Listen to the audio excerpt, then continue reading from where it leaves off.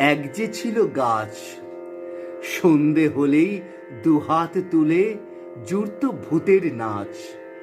আবার হঠাৎ কখন বনের মাথায় ঝিলিক মেরে চাঁদ উঠত যখন, ভালুক হয়ে ঘাড় ফুলিয়ে করত সে গড় গড়।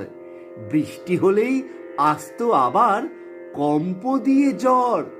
এক পশলার শেষে আবার যখন চাঁদ উঠত হেসে, কোথায় বাসে ভালুক গেল, কোথায় বাসে গাছ, মুকুট হয়ে জাঁক বেঁধেছে লক্ষ হীরার মাছ।